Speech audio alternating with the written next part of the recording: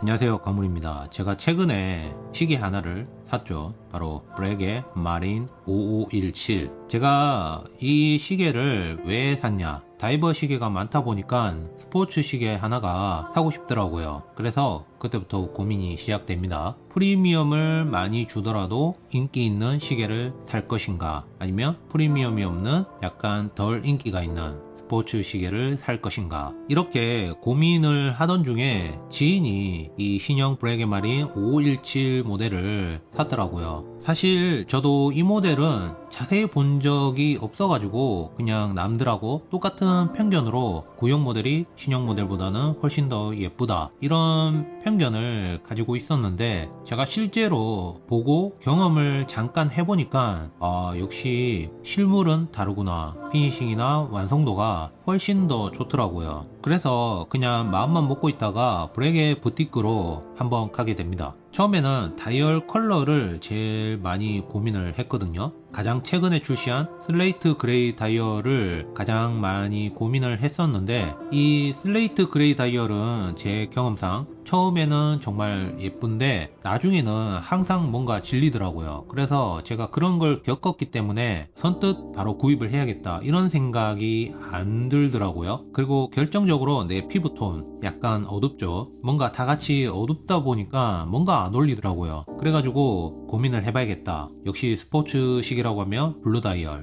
다이얼 같은 경우는 화이트 골드 케이스를 하고 있기 때문에 골드라는 느낌이 크게 안 들어가지고 티가 많이 나는 골드로, 그래서 지금 보이는 로즈 골드. 그 다음에 본 게 실버 다이얼. 이 실버 다이얼은 제가 아까 전에 지인이 신형 마린 모델을 샀다고 했죠. 그분도 실버 다이얼을 구입을 했는데, 사실 실버 다이얼이 가장 인기가 없는 그런 다이얼 컬러이긴 해요. 근데 실제로 로즈 골드와 이 실버 다이얼 조합이 굉장히 좋더라고요. 그리고 실제로 이 지인도 골드 시계를 굉장히 많이 사신 분이거든요. 그분도 저한테는 이 실버 다이얼을 추천을 하시더라고요. 그래서 두 번째 방문 때 한 번 더 보고 결국에는 실버 다이얼로 구입을 했습니다. 아직까지도 굉장히 만족합니다. 제 컬렉션 중에서도 실버 다이얼을 가진 시계가 없거든요. 사실 실버 다이얼을 살까? 이런 생각도 안 해봤는데, 이번에 이렇게 퀄리티가 높은 실버 다이얼로 경험을 하게 돼서 굉장히 좋은 것 같아요.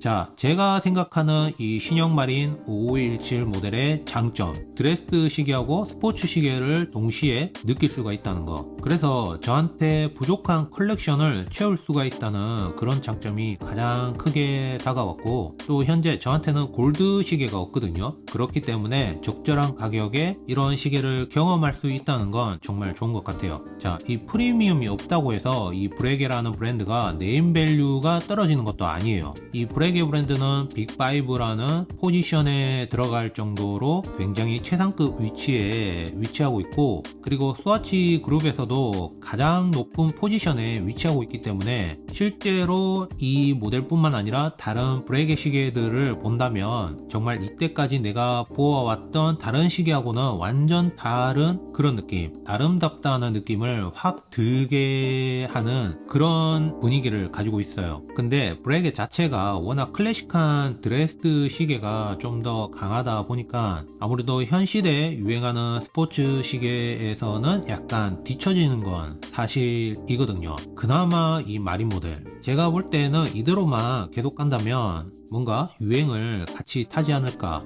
최근에 이 마린 모델을 구입하신 분들이 꽤 많이 늘어났더라고요. 그전에는 없다고 봐야 되죠, 거의. 그리고 제가 본 브레게는 타 하이엔드 브랜드에 비해서 약간 가격이 적절한 편. 제가 산 이 마린 모델은 정식 가격으로는 3,541만원. 제 생각으로는 이 정도면 괜찮다고 생각이 들어요. 여기서 할인을 더 받으면 가격은 조금 더 좋겠죠. 자, 제가 신형 모델의 포인트를 한번 찝어 볼게요. 일단 이 다이얼 기호 쉐입 패턴, 제가 리뷰한 구형 모델의 회오리 기호 쉐입 패턴은 아주 훌륭한 다이얼을 가지고 있었는데, 이 회오리 패턴이 워낙 독보적이고 다른 시계에서는 잘 볼 수 없는 아이덴티티, 상당한 임팩트가 있어가지고 굉장히 인기가 많았는데, 근데 이렇게 신형 모델로 넘어오면서 마린이라는 컨셉에 맞게 하려고 이렇게 했는지는 모르겠지만, 여기서 포인트가 있거든요. 우리가 보통 바다에서 파도를 보고 있으면 울렁울렁거리면서 빛에 의해서 반짝반짝거리죠. 이 다이얼에서도 그걸 느낄 수가 있어요. 이 파도 모양의 기호슈 패턴 끝부분이 파도가 울렁울렁거리는 그런 반짝거림. 사실 이 파도 모양의 기호슈 패턴이 그냥 평범하게 한 거 아니냐, 제가 확대해서 보니까 아주 깊고 일정하게 작업이 되어 있더라고요. 그리고 이 바탕에는 아주 간결하고 고운 썬레이 피니쉬를 넣어가지고 피니싱이라는 그 자체가 조금 다르다고 봐야 되나? 그리고 시리얼 넘버는 여전히 로고 밑에 그대로 프린팅이 되어 있고, 문제는 여기서 확대를 해보니까 끝부분 일자가 중간에 말아먹었더라고요. 이런 거는 정말 아쉽네요. 원래 하이엔드 브랜드라고 완벽하지는 않거든요. 근데 여기서 이런 걸 보다니 조금 가슴이 아프지만, 그리고 시리얼 넘버는 제가 모자이크 하기가 귀찮아가지고 그냥 보여드리는 거예요. 그리고 브렉의 아카이브에 내 시계와 내 정보가 들어가게 된다고 합니다. 이 아카이브는 18세기부터 판매된 모든 시계와 관련된 사항들을 보관되어 있다고 해요. 이 브렉의 아카이브에. 신기하죠? 이런 거는 뭔가 감성적이죠. 그리고 호불호가 가장 갈리는 부분, 바로 로마 숫자 인덱스인데, 저는 오히려 스포츠 시계라는 컨셉에 맞게 야광을 가득 채운 이 아플리케 로마 숫자 인덱스가 더 적절하다는 생각이 들어요. 야광도 블루 야광으로 뭔가 최신 모델이라는 그런 느낌도 많이 주고, 또 나름 야광 보는 맛도 있기 때문에 굉장히 입체적으로 보이고 잘했다고 생각이 듭니다. 근데 이거는 호불호가 갈리기 때문에 받아들이는 입장에 따라 다르겠네요.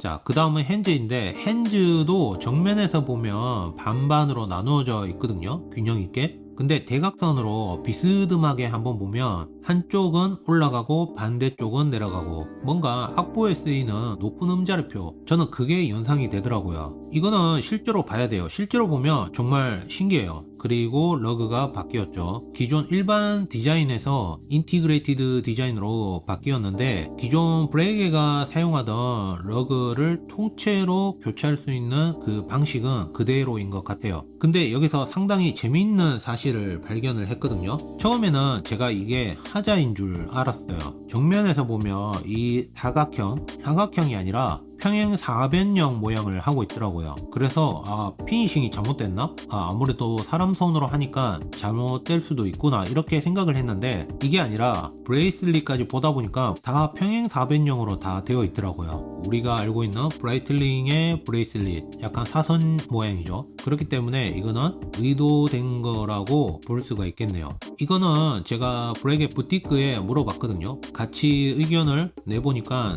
사람 손목에 착용했을 때 약간 자연스러운 착용감을 위해서 이렇게 했다고 나오는데, 정확한 답변은 브렉의 본사에 물어봐서 다시 오면 제가 그때 다시 말해보도록 할게요. 그래도 이 달라진 러그 때문에 확실히 더 스포티한 느낌도 나고, 러그 투 러그 길이가 전보다는 확실히 많이 짧아졌습니다. 그래서 어떤 손목에도 잘 어울릴 거라고 저는 생각을 하고, 크기도 40mm로 아주 적절한 편이고, 두께도 11.5mm로 타 하이엔드 브랜드 시계에 비해서는 약간 두꺼운 감은 있거든요. 근데 제가 실제로 착용을 해보면 그렇게 두껍게는 느껴지지 않아요. 오히려 비율이 더 좋다고 느껴진다고 해야 되나? 또 방수가 100m이기 때문에 물에 대한 걱정은 크게 안 하셔도 될 것 같고, 전체적으로 보면 착용하는 데에는 전혀 부담이 없을 것 같습니다. 그리고 제가 또 좋았던 부분이 바로 무브먼트 로터와 디플루먼트 웨이스트 클라스프 범선에 좋다 디자인으로 되어 있는데, 저는 이걸 보고 진짜 대충 만들지 않았구나, 컨셉을 잡고 만들었구나. 그리고 브레게만의 고유 케이스밴드 플루팅이나 아니면 베젤 정면에서 전해지는 브러시드 피니시하고 폴리시드 피니시, 이런 조합이 타 하이엔드 스포츠 시계보다는 훨씬 더 디테일도 많이 들어갔고 피니싱도 전혀 밀리지 않는다. 다만 브랜드 네임 밸류에 약간 밀려서 그런 게 아닐까. 또 가격이 괜찮다고 느껴지는 게, 지금 보이는 엘리게이터 레더 스트랩은 40만원 정도, 러버 스트랩이 대략 17만원. 현재 저는 오렌지 엘리게이터 레더 스트랩하고 네이비 블루 러버 스트랩을 주문한 상태이거든요. 오게 된다면 그때 또 교체해서 영상을 올려보도록 할게요. 그리고 무브먼트는 기존 프레드릭 피게의 무브먼트를 수정해서 사용을 해왔죠. 근데 이 모델부터는 브레게가 만든 칼리버 777A 무브먼트가 들어가요. 제가 조작을 해보니까 조작감이 상당히 칼같이 직결감이 느껴져요. 뭔가 불안한 감이 없더라고요. 다만 아쉬운 건 핸드 와인딩 느낌이 거의 없어가지고 이게 좀 아쉽긴 하더라고요. 아마 핸드 와인딩 감을 좋아하시는 분들은 실망하지 않을까. 그리고 무브먼트 스펙 자체는 제가 굳이 다 언급할 필요가 없을 정도로 최상급 퍼포먼스를 다 보여주고 있다고 생각을 하고, 파워 리저브는 55시간으로 나름 적절한 편. 또 제가 사용을 하면서 와인딩 효율이 굉장히 좋아가지고 파워 리저브가 모자란다 이런 거는 전혀 없더라고요. 이 정도로 단점은 아직 크게 안 보입니다. 제가 뭐 더 사용하다 보면 단점이 나오겠죠. 자, 저는 이 마린 모델을 이렇게 정리를 해볼게요. 해양시계라는 마린 컨셉을 가지고 있지만 요즘 유행하는 럭셔리 스포츠 시계의 역할을 충분히 다한다고 생각을 하고, 또 드레스 시계로도 충분히 사용이 가능하기 때문에 어떠한 옷차림에도 제한이 없이 다 착용이 가능할 거라고 생각을 합니다. 그리고 뭔가 브레게답지 않은 디자인을 가지고 있지만 제가 생각하기에는 브레게의 새로운 도전, 브레게만의 새로운 디자인, 이런 의미를 담았다고 생각을 하기 때문에 저는 이런 브레게의 새로운 느낌을 좋아하시는 분들한테는 굉장히 괜찮은 선택이 아닐까 합니다. 저는 그래요. 저는 이 마린 모델을 데일리 시계로 탔기 때문에 벌써 데미지가 3군데나 입었네요. 그리고 스크래치도 여기저기 잘 보이고. 근데 이 시리얼 넘버의 프린팅은 좀 아쉽네요. 나중에 한번 물어봐야겠다. 자, 그럼 오늘 언박싱 및 리뷰는 여기까지. 바이바이.